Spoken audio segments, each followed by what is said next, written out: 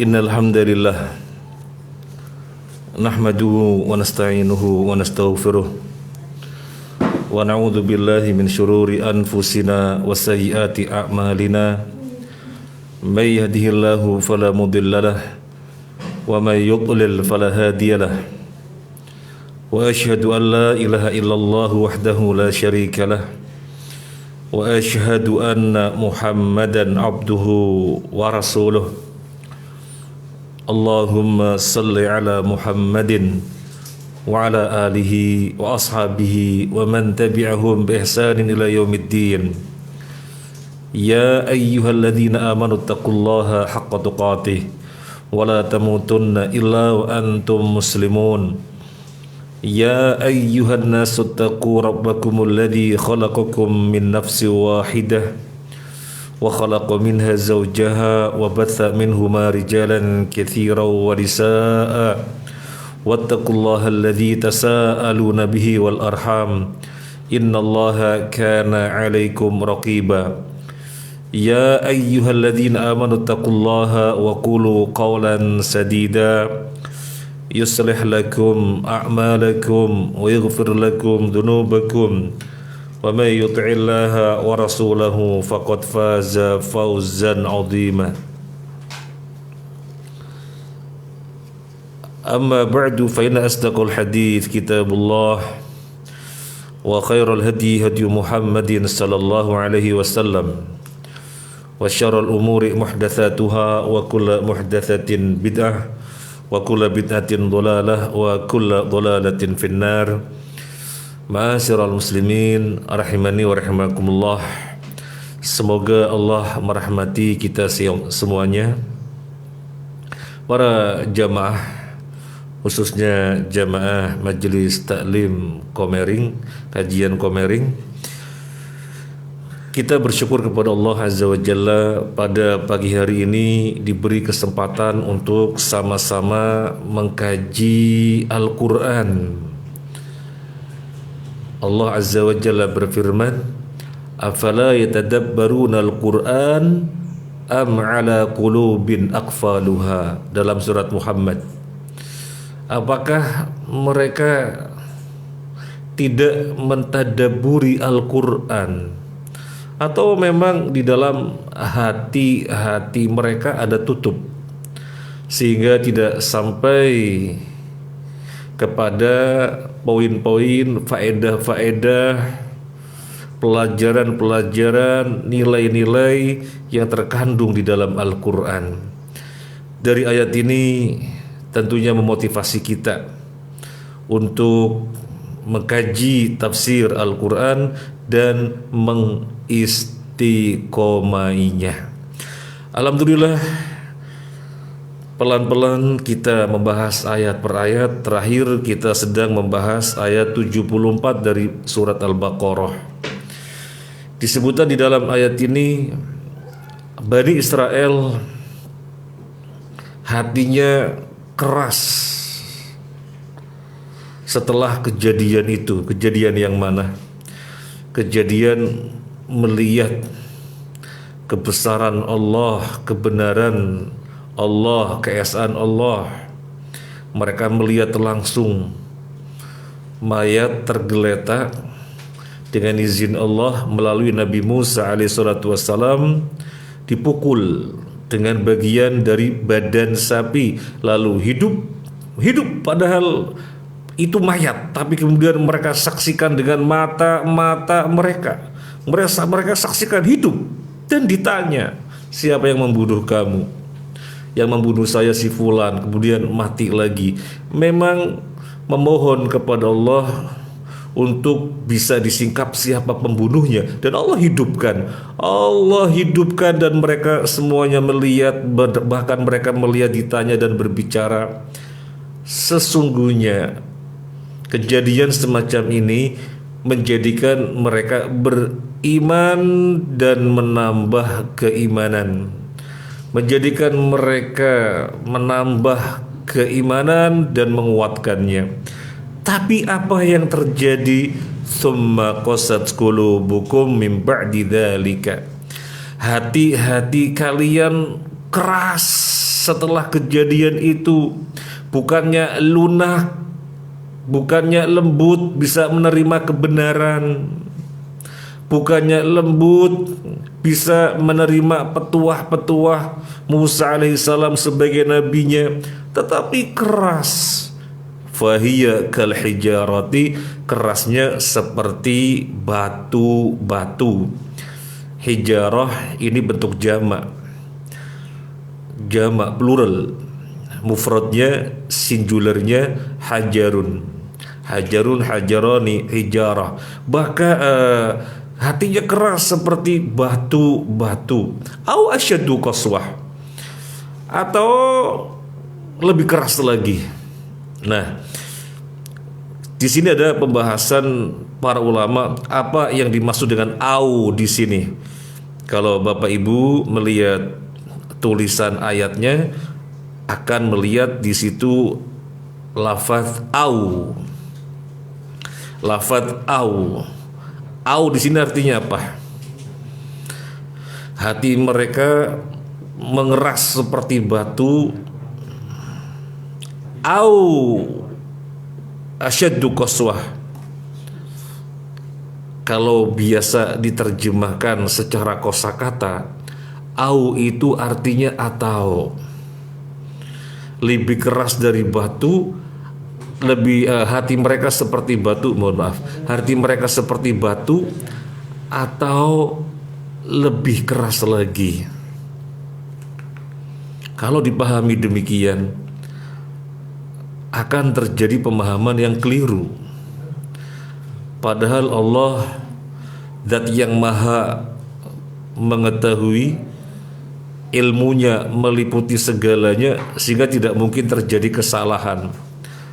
Masa di sini kemudian Allah ragu-ragu, hatinya keras seperti batu atau lebih keras lagi? Masa dipahami Allah ragu-ragu, hatinya keras seperti batu atau lebih keras lagi? Nah, maka para ulama membahas au di sini. Au makna yang pertama itu adalah wa. Au dipahami wa, hati mereka keras seperti batu dan lebih keras lagi, dipahami dengan wa. Karena tidak mungkin dipahami dengan au yang bermakna ragu-ragu seperti batu atau lebih keras lagi, ya. Tidak mungkin dipahami ilmu Allah tidak tepat sehingga Allah masih meragukan. Nah, maka au dipahami wa. Dan yang kedua, au dipahami dengan lil idrab, artinya bal, bahkan hati mereka keras seperti batu, bahkan lebih keras lagi. Dan memang au bisa dipahami lil idrab dengan makna bahkan, bal, seperti kisah tentang Nabi Yunus, fa arsalna ila mi'ati alfin aw yazidun, maka kami utus Nabi Yunus ke orang yang berjumlah 100.000 aw yazidun, bahkan lebih banyak lagi. Jadi au dipahami idrob, bahkan. Kalau begitu kita memahaminya hati mereka setelah itu keras seperti batu, bahkan lebih keras lagi. Kemudian au di sini memang dipahami litakhir atau tetapi maknanya bukan keraguan pada sisi Allah. Maknanya bukan keraguan pada sisi Allah. Hati mereka setelah itu keras seperti batu atau lebih keras lagi. Jadi bukan pada sisi Allah, tetapi pada sisi-sisi kalian. Kalian melihat batu-batu kan, batu-batu banyak. Batu-batu kan banyak. Maka di sini disebutkan dengan hijarah, batu-batu itu banyak. Ada yang begini, ada yang begini, ada yang begini. Nah, hati-hatinya orang Bani Israel setelah kejadian itu keras Padahal semestinya lembut, tapi mengeras seperti batu, atau lebih keras lagi. Nah, atau lebih keras lagi, tetapi bukan pada sisi Allah pilihan ini. Pilihan ini ada dalam pandangan manusia. Hati-hatinya keras atau lebih keras lagi. Para jamaah rahimani wa rahimakumullah. Kelanjutan ayat ini berbicara tentang fadilah batu, keutamaan batu. Ini kita agak cepat ya, karena sekedar mengulangi. Batu itu yang wujudnya keras sekali. Di antara bebatuan yang ada yang terbelah, mengalirlah sungai. Kemudian ada yang mengucurkan air di pegunungan. Kemudian ada yang jatuh dari atas ke bawah karena saking takutnya kepada Allah. Lah, itu batu ada faedahnya. Yang pertama, menjadikan sungai, manusia memanfaatkannya, binatang memanfaatkannya, tumbuh-tumbuhan memanfaatkannya. Atau bebatuan itu ada yang mengalir, mengucurkan air, waterfall atau semacamnya, bermanfaat. Dan di antara batu-batu jatuh dari atas ke bawah saking takutnya kepada Allah. Saking takutnya kepada Allah. Memang diinformasikan di dalam ayat-ayat yang lain, apa yang ada di sekitar kita semuanya bertasbih kepada Allah. Walakin la tafqahuna tasbihahum. Tapi kalian tidak mengetahui bagaimana mereka bertasbih. Jadi batu-batu itu bertasbih. Lah, sementara mengerasnya hati-hatinya Bani Israel, yang mengerasnya seperti batu, gak mendatangkan manfaat, tetapi mendatangkan kemudorotan, mendatangkan kerusakan, mendatangkan mafsadat. Hatinya keras seperti batu, padahal batu-batu yang ada banyak manfaatnya. Para jamaah rahimani wa rahimakumullah. Kemudian ditutup, wa mallahu bighafilin amma ta'malun. Wa mallahu bighafilin amma ta'malun. Allah tidak memiliki sifat kecuali sifatnya semuanya baik dan sempurna. Allah Rahman Ar-Rahim Al-Malik Al-Qudus As-Salam Al-Mu'min, dan sifat-sifat yang disebutkan secara tersendiri, ya, intinya semuanya adalah sifat-sifat yang maknanya kebaikan, yang maknanya kesempurnaan. Seandainya disebutkan dengan sesuatu yang sifatnya buruk, maka di situ ada makna peniadaan, seperti ghafil. Ghafil itu lalai. Gak mungkin Allah lalai, maka ada peniadaan. Wa mallahu bighafilin. Allah tidak lalai amma ta'malun, apa yang kalian kerjakan. Ya, jadi sifat-sifat Allah disebutkan dengan bahasa kita, maknanya adalah makna yang baik, yang positif. Ketika Allah disematkan dengan sifat yang buruk, maka di situ ada peniadaannya. Wama, tidak. Wamallahu bighafilin, dan Allah tidak lalai atas apa yang kalian perbuat. Di sini maknanya apa? Dan Allah tidak lalai atas apa yang kalian perbuat. Di sini maknanya ancaman.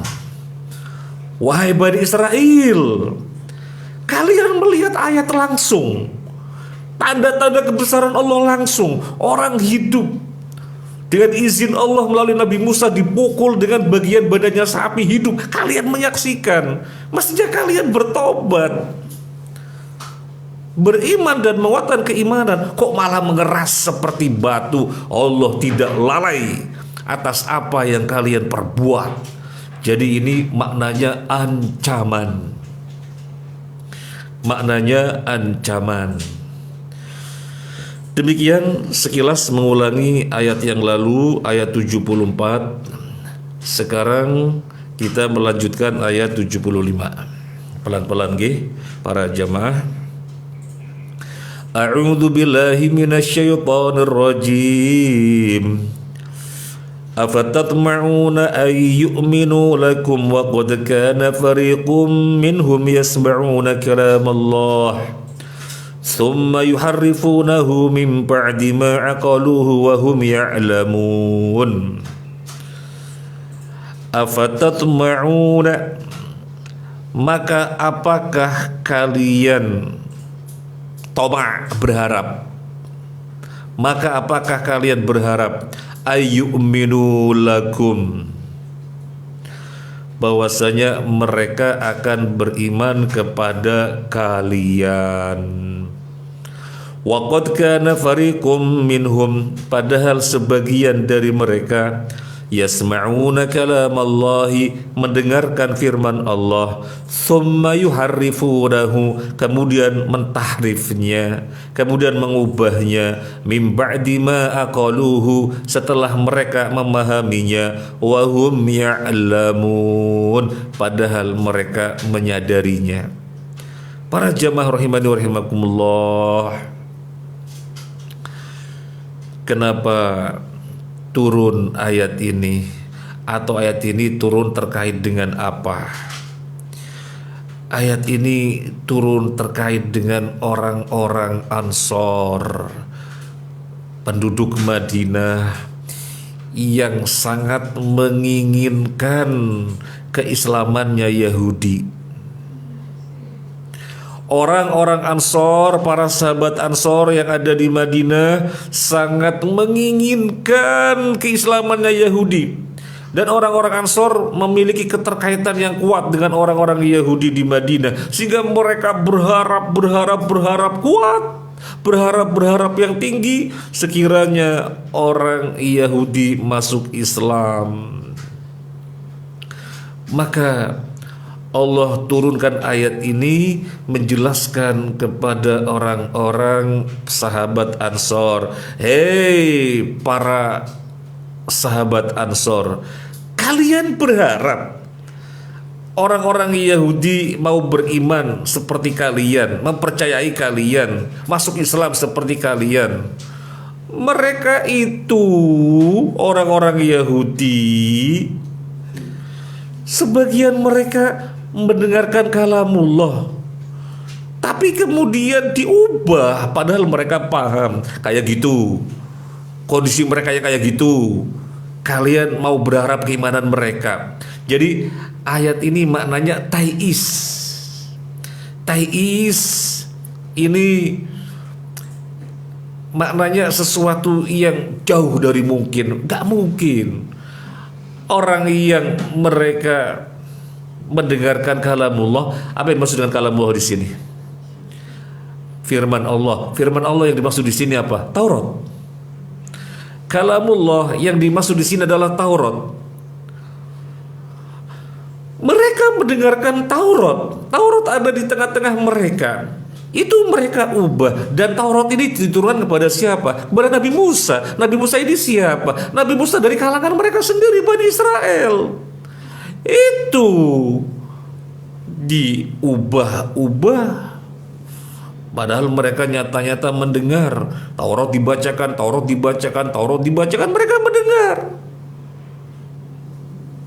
Setelah memahaminya, diubah. Sekali lagi, ini Taurat turun kepada siapa? Nabi Musa. Nabi Musa itu siapa? Bagian dari mereka, Bani Israel. Loh, kok kalian orang Ansor berharap mereka beriman kepada kalian seperti kalian masuk Islam, beriman kepada Al-Quran dengan Nabi Muhammad, orang Arab. Wong Bani Israel, kalangan mereka sendiri, mereka tidak mau, kemudian berharap beriman kepada Nabi yang dari bukan kalangan mereka. Maknanya ta'is, kecil harapan, berharap dari mereka untuk masuk Islam. Nah, apa yang dimaksud dengan mengubah kalam Allah, mengubah Taurat? Apa yang dimaksud dengan mengubah? Mengubah itu tahrif. Mengubah itu ada dua macam. Tahrif lafzi, tahrif maknawi. Tahrif lafzi, mengubah lafadznya. Jadi diambil, dipindah ke sini, dipindah ke sini, dipindah ke sini, diubah-ubah. Itu namanya tahrif lafzi, mengubah lafaz-lafaznya. Atau tahrif maknawi, lafaz-lafaznya dibiarkan apa adanya. Lafaz-lafaznya dibiarkan apa adanya, tetapi maknanya yang diubah-ubah, dipahami sesuai dengan kepentingannya, dipahami sesuai dengan hawa nafsunya, padahal mereka mengetahui maksud yang sesungguhnya, tapi diubah-ubah. Suatu ketika dijumpai wanita dan lelaki Yahudi yang berzina. Kemudian di hadapan Nabi Sallallahu Alaihi Wasallam, keduanya ini akan dihukum. Maka Nabi Sallallahu Alaihi Wasallam bertanya kepada keduanya, atau bertanya kepada orang Yahudi, apa hukuman berzina di dalam kitab kalian, di dalam kitab Taurat? Orang akhbar yang berilmu dari kalangan Yahudi mengatakan dijelek-jelekin, dicaci, dicela, dan dicambuk. Maka seorang Yahudi yang sudah masuk Islam bernama Abdullah bin Salam radhiyallahu an mengatakan dusta. Dan Abdullah bin Salam orang yang mengawasi kitab Taurat, dosa, datangkan Taurat. Kemudian didatangkan Taurat di hadapan Nabi Sallallahu Alaihi Wasallam, dan di situ ada Abdullah bin Salam radhiyallahu an. Ayo baca kitab Taurat. Dibaca itu kitab Taurat. Kemudian pas pada kalimat yang maknanya rajam, yang maknanya dirajam, ditutup dengan jarinya, Maka kata Nabi Sallallahu Alaihi Wasallam, angkat jarimu. Maka kemudian terlihat lafaz yang maknanya rajam. Akhirnya keduanya dirajam. Nah, ini contoh mereka itu ulama-ulamanya Yahudi biasa mengubah-ubah kalam Allah, Taurat, biasa, padahal mereka mengetahui maksud yang sesungguhnya. Lafaz-lafaznya diubah, berarti tahrif lafzi, atau tidak diubah, sama sekali tidak diubah, tetapi dipahami sesuai dengan hawa nafsunya. Padahal para jamaah rahimani wa rahimakumullah, Allah ketika menurunkan kitab-kitab kepada masing-masing nabi, Taurat kepada Nabi Musa, Injil kepada Nabi Isa, dan kitab-kitab yang lainnya, Allah berpesan agar dijaga. Tetapi mereka tidak menjaganya. Contohnya kejadian tadi yang kita sampaikan, mereka tidak menjaganya, tahrif lafzi dan tahrif maknawi. Dan Allah tidak pernah menjamin akan menjaga kitab-kitab tersebut. Allah hanya memerintahkan jaga, jangan sampai diubah. Tapi mereka mengubahnya, sehingga tidak ada kitab yang asli, Taurat yang asli, Injil yang asli sudah tidak ada, mereka ubah-ubah. Berbeda dengan Al-Quran. Ketika Allah menurunkan Al-Quran kepada Nabi Sallallahu Alaihi Wasallam, Allah menjamin menjaganya sampai hari kiamat. Inna nahnu nazzalna dzikra wa inna lahu lahafidun. Sesungguhnya kamilah yang menurunkan Al-Quran, dan sesungguhnya kamilah yang menjaganya. Allah jamin terjaga sampai hari kiamat, maka gak pernah bisa diubah. Dan jaminan ini tidak Allah peruntukkan untuk kitab-kitab yang lainnya, yang sebelumnya.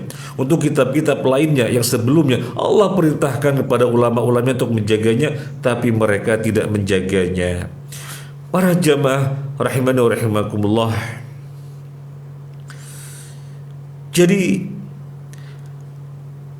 orang Yahudi yang keadaannya seperti itu berani mengubah kalam Allah, firman Allah, Taurat. Terus kalian orang-orang Ansor, sahabat-sahabat Ansor berharap mereka masuk Islam, tipis harapan, kecil harapan. Jadi di sini menjelaskan kepada orang Ansor yang keinginannya begitu besar agar Yahudi masuk Islam, ketika ternyata mereka nggak bisa diajak, ya mereka maksud saya orang-orang Ansor akhirnya ngerti memang keadaannya susah untuk diajak Islam, keadaannya kayak gitu. Kemudian sedikit kita lebarkan penjelasan tentang kalam Allah. Kalam Allah, firman Allah. Ada yang memahami orang-orang Yahudi di Gunung Tursina, ketika Allah berbicara langsung dengan Nabi Musa, orang-orang Yahudi mendengarkannya. Orang-orang Yahudi mendengarkannya. Maka ini penjelasan yang ghalat, penjelasan yang sesat. Kenapa demikian?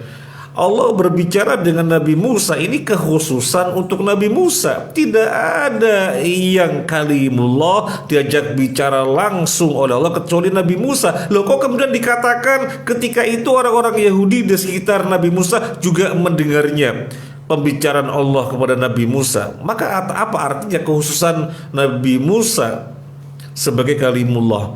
Maka itu penjelasan yang ghalat, penjelasan yang keliru.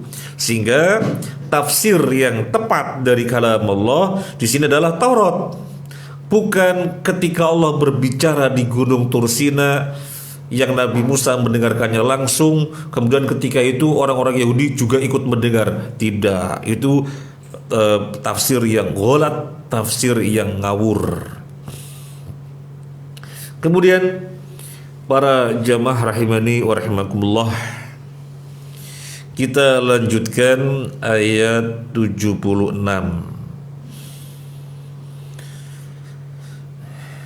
Pelan-pelan ya. Yang penting banyak faedah yang kita berharap bisa kita dapatkan. Wa idza laqul ladzina amanu qalu amanna wa idza khala ba'dhum ila ba'din qalu atuhaddithunahum bima fatahallahu alaikum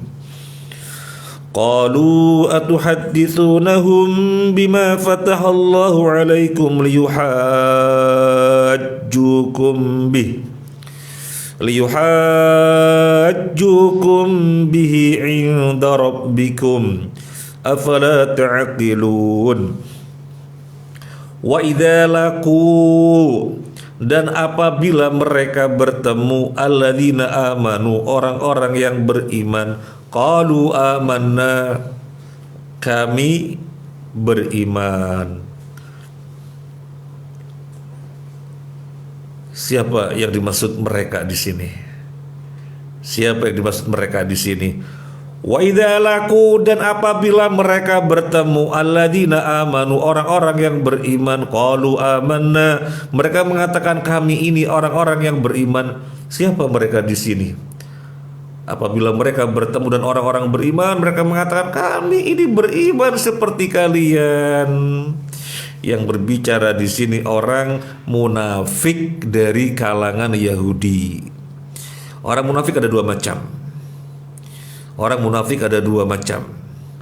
Orang munafik dari kalangan ahli kitab, Yahudi dan Nasrani, dan orang munafik dari kalangan non ahli kitab.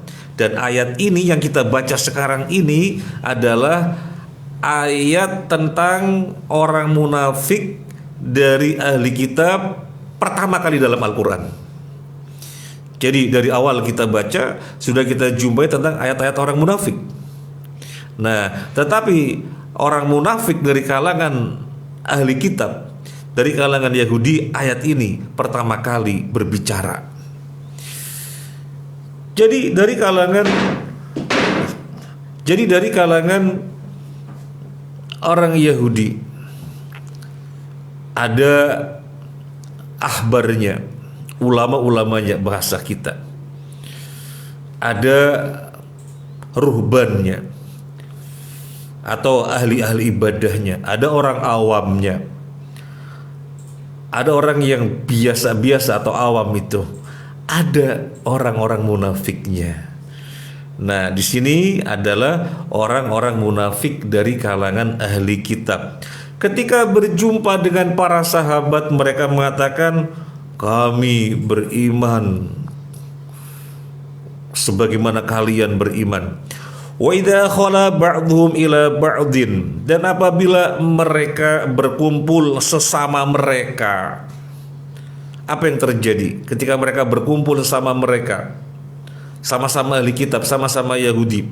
Qalu atuhadditsunahum bima fatahallahu alaikum, apakah kalian memberitahu kepada mereka apa yang telah Allah bukakan kepada kalian? Liyuhajjukum bih, nanti mereka orang-orang muslim mendebat kalian. Inda rabbikum, di sisi Tuhan kalian. Afala taqilun, apa kalian gak mikir?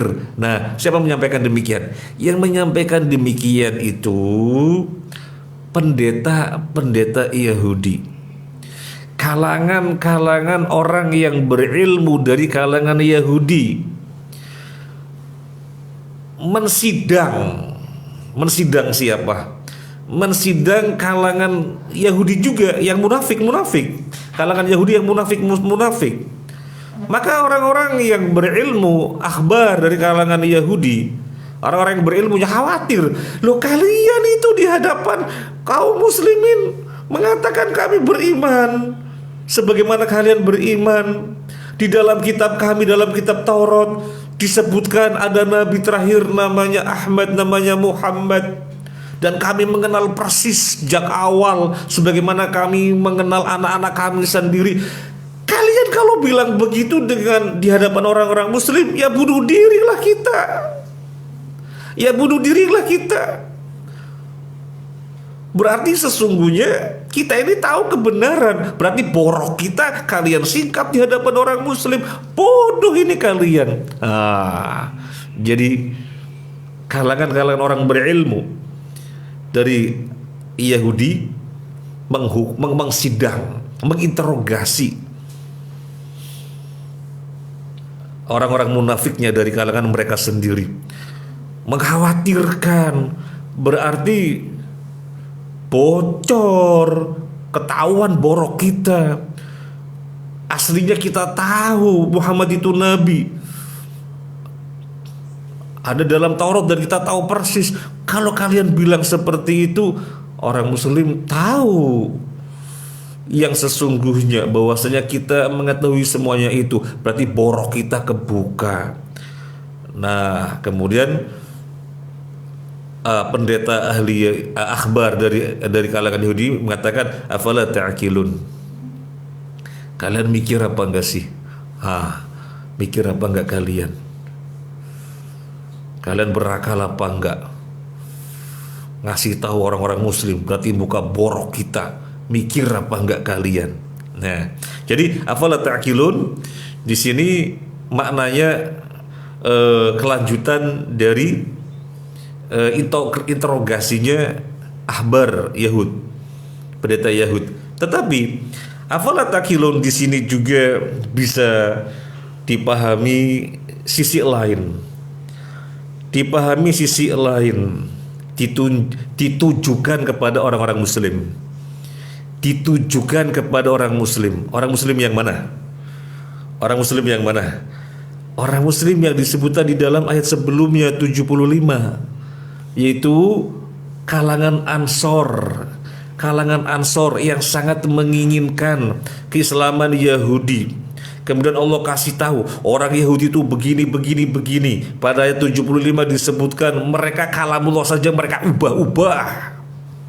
Padahal mereka paham, tapi mereka ubah-ubah. Kemudian pada ayat yang berikutnya 76, mereka itu di hadapan kalian mengatakan beriman, tetapi ketika kumpul sesama mereka itu sesungguhnya bukan muslim, tetapi bagian dari mereka orang kafir. Nah, Yahudi yang keadaannya seperti itu, kalian masih berharap agar masuk Islam? Wahai orang-orang Ansor, kalian masih berharap agar mereka masuk Islam? Afala ta'qilun? Apa kalian tidak berakal? Nah, jadi afala ta'qilun di sini dipahami juga ditujukan kepada orang muslim, yaitu orang-orang Ansor yang keinginannya kuat, yang harapannya tinggi terhadap Islamnya Yahudi. Kemudian ketika data-datanya disebutkan oleh Allah di sini, kira-kira masih berharap apa tidak? Seandainya mereka tidak bisa didakwahi untuk masuk Islam, ya memang berat seperti itu keadaannya. Ya memang berat, secara kalkulasi berat untuk mereka masuk Islam. Para jamaah rahimani wa rahimakumullah, keberadaan orang munafik itu menyesuaikan keberadaan kaum muslimin. Maksudnya bagaimana? Keberadaan orang munafik itu menyesuaikan keberadaan kaum muslimin. Kondisi mereka itu menyesuaikan kondisi kaum muslimin. Maksudnya bagaimana? Kalau kaum muslimin menguat, maka kemunafikan bermunculan karena mereka menginginkan disebut muslim juga biar mendapatkan keuntungan. Karena kaum muslimin menguat, posisinya menguntungkan, banyak mendapatkan ghanimah dan yang lain-lainnya, maka kemunafikan bermunculan. Kemunafikan juga menguat karena mereka pengen dipandang sebagai muslim. Tapi kalau kemudian kaum muslimin letih, tertatih-tatih, ya, meskipun di dalam segala peperangan menang, kecuali perang Uhud, ya, tertatih-tatih sedemikian rupa, dipandangnya kaum muslimin ini lemah, maka kemunafikan surut. Kemunafikan surut. Ya, yang tampak adalah aslinya pada mereka kekufuran, karena mereka tidak perlu berwajah dua. Apanya yang mau diharapkan dalam pandangan mereka? Muslim melemah, kita nggak dapat untung, nggak dapat manfaat, maka yang tampak adalah kekufurannya. Jadi kemunafikan melemah. Tapi kalau kemudian kaum muslimin menguat, di dalam pandangan mereka kemunafikan pun menguat, bermunculan di mana-mana. Nah, demikian. Kemudian para jamaah rahimani wa rahimakumullah, kemunafikan itu munculnya sejak kapan? Sudah pernah kita singgung pada pembahasan ayat yang sebelumnya. Munculnya sejak kapan? Apakah ketika di Mekah sudah ada kemunafikan? Belum. Kemunafikan itu munculnya di Madinah ketika izzatul Islam wal muslimin begitu dirasakan setelah perang Badar. Kaum manusia pada masuk Islam, yadkhuluna fi dinillahi afwaja, pada masuk Islam. Nah, mereka gusar. Waduh, Islam semakin hebat, semakin banyak, semakin kuat. Wah, harus ngimbangi. Maka pada pura-pura masuk Islam. Jadi munculnya ketika di Madinah, tepatnya setelah perang Badar, ketika banyak orang-orang tersadarkan masuk Islam karena dirasakan Islam sebagai solusi kehidupan. Baik, sekarang ayat yang ke-77.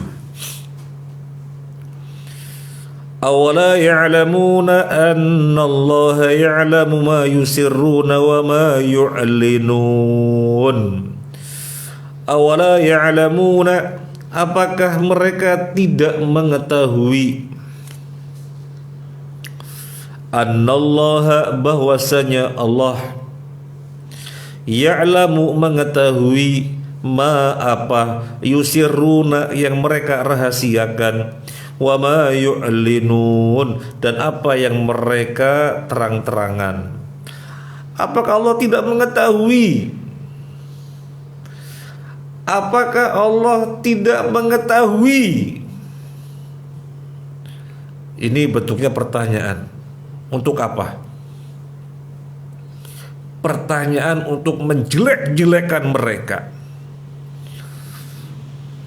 Pertanyaan istifham inkari, pertanyaan yang tidak perlu dijawab, pertanyaan yang tidak perlu dijawab, karena maknanya di sini jelas, sesuatu yang tidak ditanyakan, ya, sesuatu yang sudah jelas tidak perlu ditanyakan. Maka ketika ditanyakan, maksudnya untuk mengingkari Yahudi yang sedemikian rupa.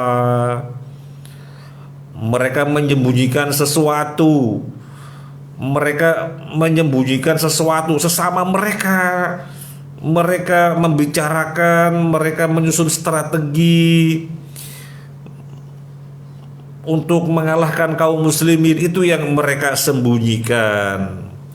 Kemudian apa yang mereka terang-terangkan di hadapan muslim? Mereka mengatakan, kami beriman seperti kalian, Benar, di dalam kitab kami juga disebutkan tentang kebenaran Nabi Muhammad SAW. Itu sesuatu yang terang-terangan. Ada apa? Berbuat sesuatu dengan terang-terangan, kemudian berbuat sesuatu dengan sembunyi-sembunyi. Ketahuilah, yang terang-terangan atau sembunyi-sembunyi, Allah semuanya tahu. Terus buat apa menjadi orang itu berwajah dua, munafik, berwajah dua, atau dalam bahasa kita sekarang orang-orang oportunis, mencari keuntungan sehingga jadi bunglon. Oh, pihak sana yang menguntungkan, pakai baju yang sama dengan sana. Wah, di sana lagi turun nih.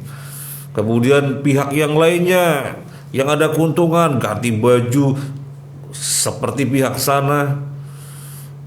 Jadi berwajah dua, sebagian terang-terangan, sebagian ditutup-tutupin. Ada apa berbuat semacam itu? Allah tahu semuanya. Maka di sini awala ya'lamuna, bentuk pertanyaannya adalah istifham, bentuk pertanyaan, tapi istifham inkari, bentuk pertanyaan yang tidak perlu dijawab, untuk mengingkari perbuatan orang munafik tersebut, untuk menjelek-jelekan perbuatan munafik tersebut. Dikiranya Allah tidak tahu. Allah tahu segalanya yang mereka berbuat terang-terangan atau yang mereka berbuat sembunyi-sembunyi. Jadi ayat 77 ini penghakiman dari Allah atas perbuatan mereka yang disebutkan dalam ayat sebelumnya 76. Di dalam ayat 76 disebutkan mereka menyembunyikan sesuatu. Ketika berkumpul sesama mereka, kemudian mereka terang-terangan mengatakan beriman. Ketika di hadapan muslim, maka Allah menghakimi mereka. Buat apa berbuat seperti itu? Ngapain berbuat seperti itu? Allah tahu semuanya. Sekaligus renungan bagi kita. Meskipun ini konteksnya orang-orang munafik dan orang-orang Ansor ketika itu yang mengharapkan keselamatan mereka, bukan berarti ayatnya untuk orang Ansor saja, tapi ayatnya juga berlaku untuk kita.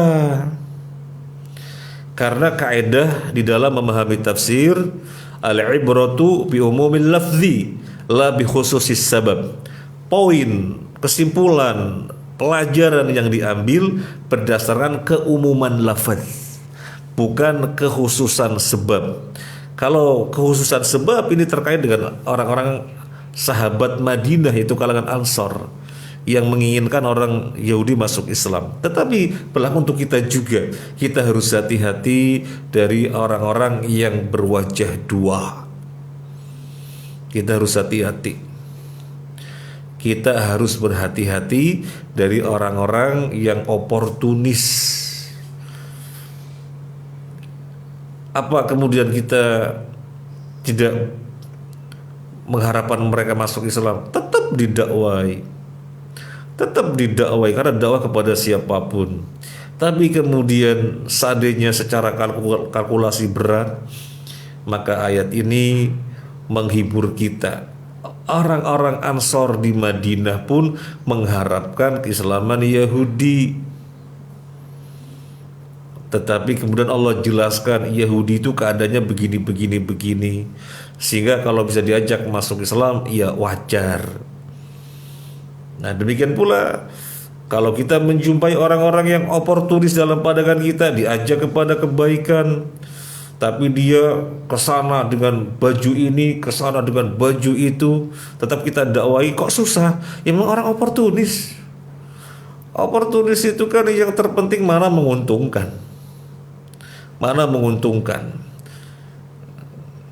Ketika masih jaya, dia akan bela-belain karena mendapat keuntungan. Ketika sudah jatuh, ditinggal. Nah, hati-hati dari orang semacam itu. Kemudian renungan kita yang lainnya adalah kita jangan sampai ketempelan sifat nifak, sifat munafik.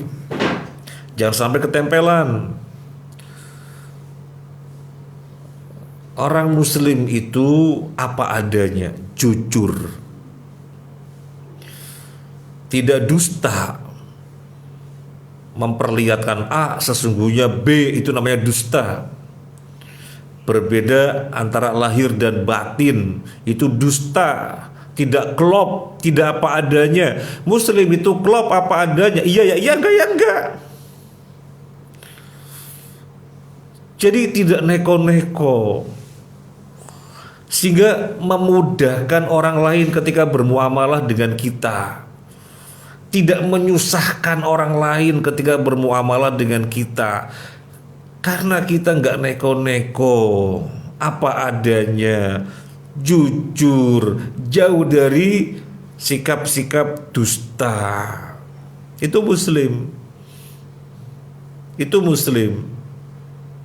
Ketika berdagang, ya sampaikan apa adanya, ini barang bagus kalau memang bagus. Kalau memang ada cacat, ini sebenarnya bagus tapi ada cacatnya di sini. Nah, itu muslim. Jadi jauh dari sifat nifak, mencari keuntungan dengan menyembunyikan sesuatu, itu namanya nifak, ya. Itu namanya nifak. Allah tahu semuanya. Ayat 77, Allah tahu semuanya. Yang disembunyikan atau terang-terangan, Allah tahu semuanya. Jangan sekali-kali ketempelan sifat nifak. Kita kan bukan munafik. Ya, kita bukan munafik. Alhamdulillah, kita muslim. Tapi sifat nifak bisa saja hinggap pada kita kalau kita tidak mengontrol hati. Bisa saja. Waliyadzubillah. Kemudian sekarang ayat yang berikutnya 78. Ayat 78. Wa minhum ummiyuna la ya'lamuna al-kitaba illa amaniya wa inhum illa yadhunnun. Wa minhum, dan di antara mereka yang mana? Mereka ini maksudnya kemana? Dan di antara mereka ini maksudnya yang mana? Mereka ini maksudnya adalah orang-orang Yahudi. Kalau pada 76 orang Yahudi yang munafik, ya. Orang Yahudi yang munafik. Nah sekarang 78, dan di antara mereka ada yang ummiyun, Yahudi yang ummi. Yahudi yang mana? Yahudi yang ummi. Yahudi yang mana? Ummi bisa bermakna tidak bisa baca, tidak bisa menulis. Itu pengertian ummi. Ummi juga bisa bermakna dusta. Jadi di antara mereka ada para pendusta. Ummi juga bermakna kalangan awam, kalangan umum. Kira-kira maksudnya yang mana? Dan di antara mereka orang-orang Yahudi ada yang ummi. Ada orang yang tidak bisa baca, tidak bisa tulis. Mereka tidak mengetahui kitab kecuali dongeng-dongeng belaka, dan mereka hanya menyangka-nyangka. Itu kalau ummi dimaksud dengan buta huruf. Sesungguhnya mereka nggak bisa baca, nggak bisa tulis. Berarti kitab-kitab yang ada hanya sekedar dongengan-dongengan. Mereka menduga-duga. Kurang pas. Ummi yang dimaksud di sini adalah para pendusta. Jadi di antara mereka adalah para pendusta. Tidaklah mereka mengetahui Alkitab kecuali amani, kecuali dongengan-dongengan. Kitabnya kan jelas di dalam Taurat maksudnya bagaimana. Jelas kalau dibaca, dipahami, kemudian diambil yang semestinya. Jelas. Tetapi yang terjadi malah disimpulkannya dengan dongengan-dongengan. Mereka hanya menduga-duga. Dongengan-dongengan misalnya apa? Dongengan-dongengan, misalnya bahwasanya orang Yahudi tidak akan masuk neraka kecuali sebentar saja. Itu nanti akan disebutkan pada berikutnya. Itu di antara dongengannya. Dan dongengan-dongengan yang lain yang tidak berasal dari kitab mereka, tidak dari kitab Taurat. Nah, jadi ada orang-orang Yahudi yang semacam itu. Sekali lagi, kalau 76 itu orang-orang Yahudi orang Yahudi yang munafik. Tapi juga ada orang-orang Yahudi yang pendusta. Mereka menyatakan paham Alkitab, tahu Alkitab, tapi yang disampaikan keyakinan-keyakinan batil, kisah-kisah semaunya sendiri. Mereka hanya menduga-duga, tidak sebagaimana yang aslinya di dalam Taurat. Nah, maka terhadap mereka Allah katakan apa? Ayat 79-nya. Terhadap mereka Allah katakan apa? Fawailul lilladzina yaktubunal kitaba biaidihim. Wail, celaka. Untuk siapa? Lilladzina yaktubunal kitaba biaidihim, untuk orang-orang yang menulis kitab dengan tangan-tangan mereka, tsumma yaqulun, dan mereka mengatakan hadza min indillah, ini kitab dari sisi Allah. Liyashtaru bihi tsamanan qalila, mereka berbuat demikian untuk mendapatkan harga nilai yang sedikit.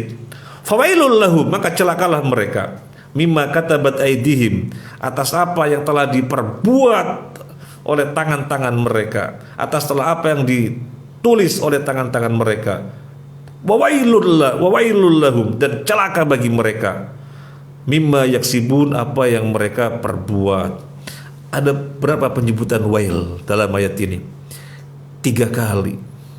Ditujukan kepada siapa? Ditujukan untuk orang yang mengaku mengetahui kitab, tetapi yang disampaikan, yang diambil tidak yang dari kitab itu. Yang disampaikan dongengan-dongengan, bikin-bikinan sendiri belaka. Jadi kitabnya tidak diyakini dengan semestinya. Mereka hanya menduga-duga. Menduga-duga artinya tidak diyakini dengan semestinya. Maka wail itu artinya halak, celaka. Wail juga sebuah nama lembah di dasar neraka. Wail bisa bermakna celaka, bisa bermakna lembah yang ada di dasar neraka. Itu buat siapa? Buat orang Yahudi yang demikian. nulis dengan tangannya, terserah mereka sendiri. Tapi kemudian ini sesuai dari Allah. Kenapa berbuat demikian? Untuk mendapatkan harga nilai yang sedikit. Siapa yang berbuat demikian? Siapa yang berbuat demikian? Ahbarul Yahud, orang-orang ulamanya Yahudi. Ketika orang-orang datang konsultasi, disampaikan sesuai dengan pesanan, sesuai dengan keinginan, dan seterusnya. Yang penting untung, dapat duit. Nah, duit ini kan keuntungan duniawi, atau duit dan semacamnya, fasilitas-fasilitas itu kan kenikmatan duniawi. Allah menyatakan thamanan qalila, harga yang sedikit sekali, harga yang sedikit. Kok bisa berdusta atas nama Allah? Ini dari sisi Allah, berdusta atas nama Allah demi mendapatkan keuntungan duniawi yang nilainya sedikit sekali, yang nilainya sangat rendah. Itu dilakukan oleh orang Yahudi, maka wail, celaka bagi mereka. Wail, lembah neraka bagi mereka. Dunia ini hina, sangat rendah, sesuai dengan namanya dunia. Dunia artinya apa? Sesuai dengan namanya dunia. Dunia dani hina. Karena ini hina, maka orang kafir dipersilakan mendapatkan seluas-luasnya. Karena ini hina. Nabi sallallahu alaihi wasallam bersabda, "Lau kanatid dunya ta'dilu janaha ba'udah ma saqa minha kafirun syurbata ma'in." Atau kama qala Nabi sallallahu alaihi wasallam, kalau dunia ini nilainya menyamai sayap nyamuk, Allah tidak akan memberi minum kepada orang kafir meskipun satu teguk air. Kalau nilainya menyamai sayap nyamuk, orang kafir tidak akan diberi minum meskipun satu teguk saja. Ini kata Nabi, sangat hinanya. Menyamai sayap nyamuk saja tidak.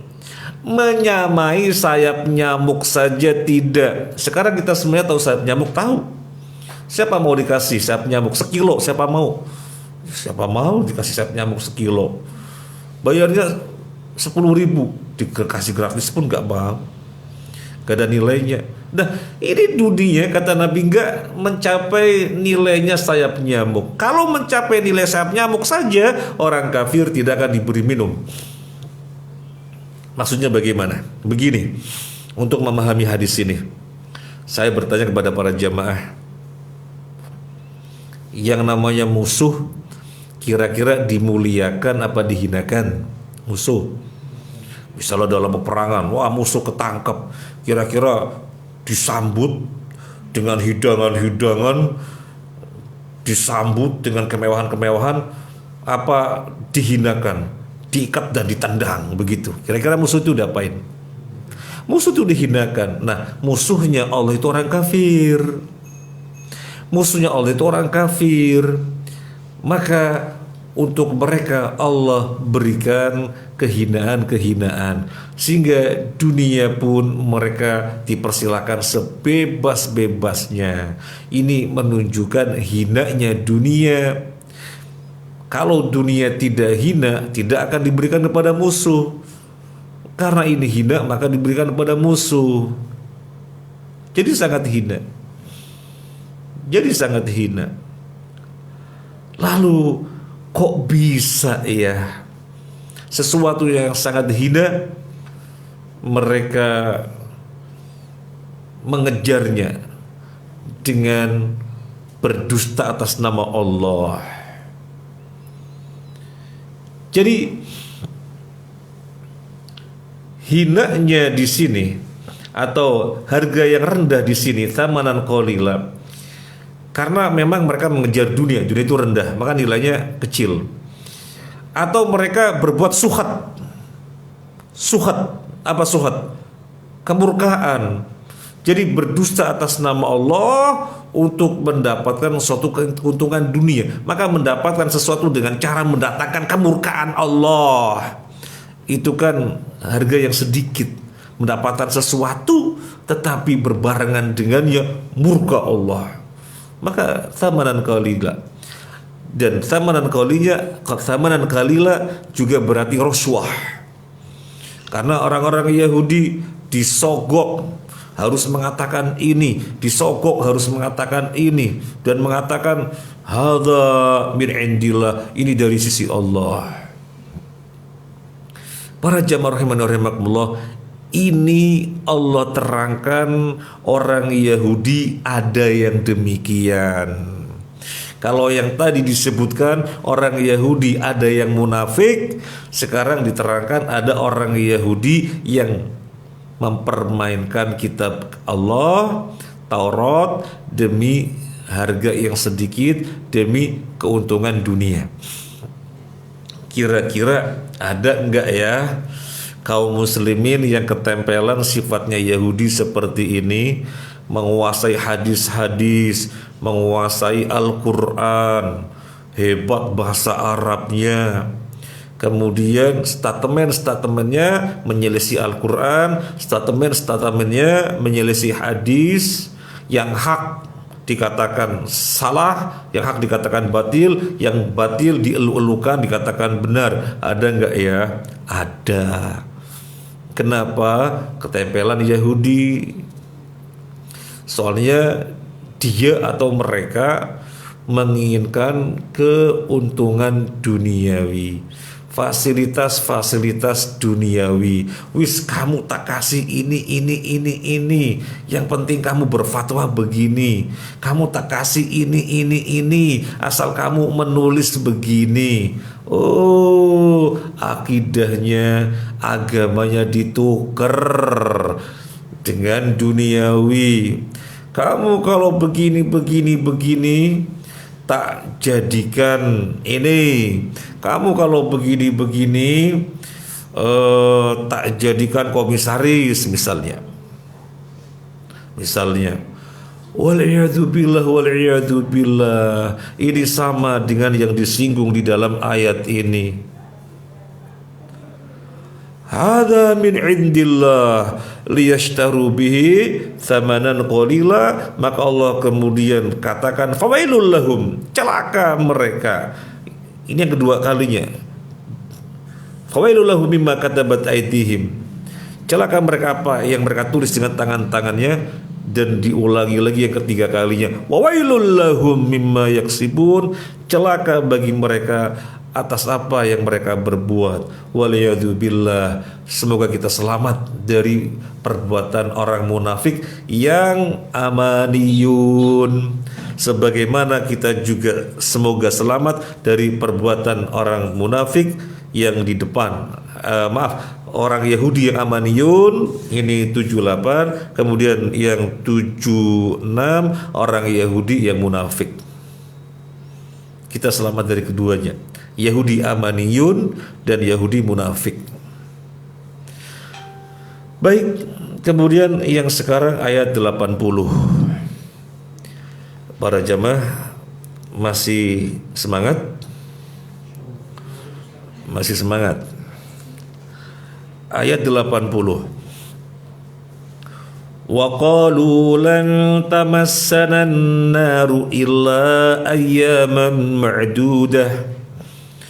Qul attakhadhtum 'indallahi 'ahdan falan yukhlifallahu 'ahdah. Am taquluna 'alallahi ma la ta'lamun. Wa qalu, dan mereka mengatakan, lan tamassana an-naru, kami tidak akan disentuh neraka. Kami gak akan masuk neraka, gak akan disentuh neraka. Illa ayyamam ma'dudah, kecuali beberapa hari saja. Qul attakhadhtum 'indallahi ahda, katakanlah kepada mereka, wahai Nabi sallallahu alaihi wasallam, katakan kepada mereka, apakah kalian membikin janji di sisi Allah demikian, ada keterkaitan janji di sisi Allah demikian, fala yukhlifallahu ahdahu, maka sesungguhnya Allah tidak pernah menyelisihi janji. Am taquluna 'alallahi ma la ta'lamun, atau kalian sekedar berbicara atas nama Allah tentang sesuatu yang kalian tidak ketahui. Tadi kita sudah katakan mereka adalah orang-orang amaniyun yang tidak mengetahui kitab kecuali amani belaka, dongengan-dongengan. Lain di antara dongengannya nggak bersumber. Dari mana sumbernya? Mereka mengatakan orang Yahudi. Jadi akidahnya Yahudi, bahwasanya mereka tidak akan disentuh neraka kecuali beberapa hari saja. Mereka mengatakan kami kalau masuk neraka paling 40 hari. Ini kata mereka, 40 hari karena kami pernah menyembah anak sapi selama 40 hari, sehingga kami pun masuk neraka kalau masuk neraka 40 hari saja. Setelah itu kalian orang-orang muslim menggantikan kami di neraka. Ini akidahnya Yahudi. Ini salah satu amani yang disebutkan di atas, salah satu dongengan. Para jemaah rahimani wa rahimakumullah, ada hadis yang terkait dengan dongengannya orang Yahudi ini, masuk neraka beberapa hari saja. Suatu ketika Nabi Shallallahu Alaihi Wasallam meminta agar orang-orang Yahudi dikumpulkan di hadapannya. Maka orang-orang Yahudi pun berkumpul di hadapan Nabi Shallallahu Alaihi Wasallam dan mereka membawa makanan hidangan yang disuguhkan untuk Nabi Sallallahu Alaihi Wasallam. Nabi bertanya kepada mereka, apakah kalian percaya kepada aku? Ya, kami percaya kepada engkau. Kalau percaya kepada saya, maka kalian mesti menjawab apa adanya. Ini bebas ya, terjemah bebas. Apa adanya. Siapa ayah kalian? Kata Nabi kepada orang-orang Yahudi. Siapa nenek moyang kalian? Nenek moyang kami fulan. Kadzabtum, kalian dusta. Nenek moyang kalian adalah ini. Iya, betul, itu nenek moyang kami. Apakah kalian percaya sama saya?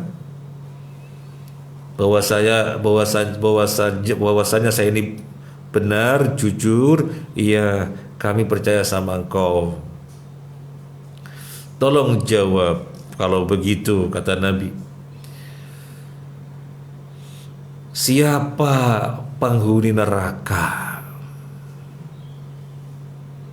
Siapa penghuni neraka?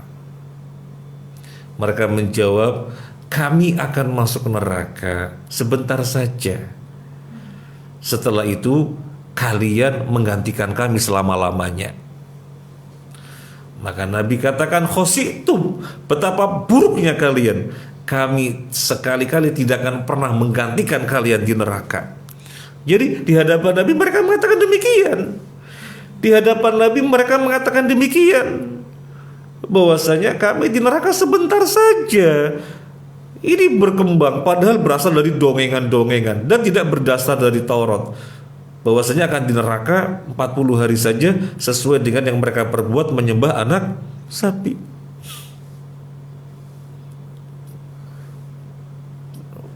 Para jamaah rahimakumullah, hidangan yang disuguhkan kepada Nabi ini telah mereka racuni. Maka kemudian Nabi bertanya berikutnya, apa kalian percaya kepadaku? Kalian jujur kepadaku? Kalian percaya kepadaku? Iya. Kalau begitu tolong dijawab. Dijawab apa adanya. Ini hidangan yang kalian suguhkan, apakah kalian bubuhin dengan racun? Iya, betul. Mereka mengakui iya, betul, dibubuhin dengan racun. Apa yang menjadikan kalian berbuat demikian? Menyuguhkan hidangan untukku dibubuhin racun. Mereka menjawab, Kalau kamu dusta, maka kami istirahat dari Anda. Kalau kamu dusta, sebagai nabi dusta, maka kami istirahat, karena kamu pasti akan memakan racun ini. Tapi kalau kamu benar sebagai nabi, di mana Allah memberitahu kamu bahwasanya ini ada racunnya, maka hal itu tidak akan bermudarat bagi Anda. Allahu Akbar. Berarti sebenarnya orang Yahudi ini benar-benar ngerti dan meyakini Nabi Muhammad itu seorang nabi. Bayangkan para jamaah.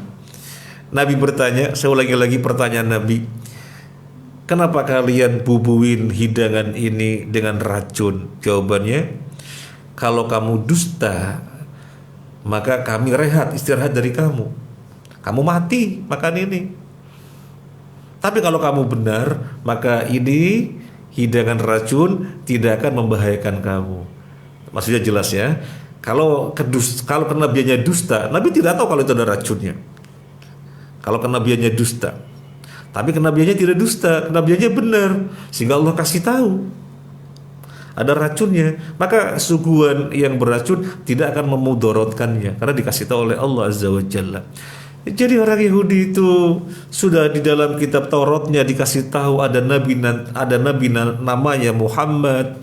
Kemudian sekarang mereka di hadapan Nabi sallallahu alaihi wasallam melihat ayat dengan ayat kebenaran dengan mata kepala mereka sendiri. Nabi dikasih tahu oleh Allah bahwasanya di dalamnya ada racunnya. Nah, yang terkait dengan pembahasan kita tentang dongengannya orang Yahudi dari jawabannya tadi, kami kalau masuk neraka paling beberapa hari saja. Setelah itu kalian menggantikan kami selama-lamanya di neraka. Nah, di sini dalam ayat disebutkan wa qalu lan tamassana naru illa ayyaman ma'dudah. Kami tidak akan disentuh oleh api neraka kecuali beberapa hari saja. Yaitu 40 hari saja, sesuai dengan lamanya kami menyembah anak sapi. Maka Nabi disuruh mengatakan kepada mereka, qul attakhadtum indallahi ahda. Apakah kalian membuat perjanjian dengan Allah dan Allah menetapkan demikian? Fala yukhlifallahu ahda. Allah tidak pernah menyelisih janji. Kalau memang demikian, Allah tidak pernah menyelisih janji. Am taquluna 'ala Allahi ma la ta'lamun. Ataukah kalian mengatakan tentang Allah, atas nama Allah, sesuatu yang kalian tidak mengetahuinya, asal sekedar ngomong saja, bukan sesuatu yang berdasarkan ilmu. Yang mana ini kalian ini? Kok mengatakan tidak akan di neraka kecuali beberapa hari saja? Maka ayat yang berikutnya menegaskan 81 menegaskan, bala man kasaba sayyi'atan wa ahatat bihi khati'atuh faulaika ashabun nar hum fiha khalidun. Bala, tidak demikian. Man kasaba sayyi'atan, barang siapa berbuat kejahatan, wa hatat bi khati'atuhu, dan dia diliputi dengan kesalahan-kesalahan, faulaika ashabun nar, maka mereka adalah penghuni neraka, hum fiha khalidun, mereka di dalamnya selama-lamanya. Jadi ini membantah keyakinannya orang Yahudi yang keyakinannya itu berasal dari dongengan, tidak akan di neraka kecuali beberapa hari saja. Maka ini bantahan. Oh, tidak demikian. Tapi barang siapa yang berbuat sayyi'atan, sayyi'atan ini artinya keburukan. Yang dimaksud apa? Sayyi'atan artinya keburukan. Yang dimaksud apa? Yang dimaksud kesyirikan. Barang siapa yang berbuat kesyirikan, wa hatat bi khati'atuhu, khotiah kesalahan, kesalahannya meliputinya. Apa yang dimaksud dengan khotiah kesalahan?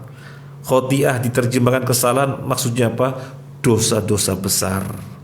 Orang berbuat kesyirikan dan berbuat dosa-dosa besar, maka mereka itu penghuni neraka dan tempatnya di dalamnya selama-lamanya. Ya kalian itu orang-orang Yahudi berbuat kesyirikan seumur hidupnya dan berbuat dosa-dosa besar, dan dosa-dosa besarnya luar biasa.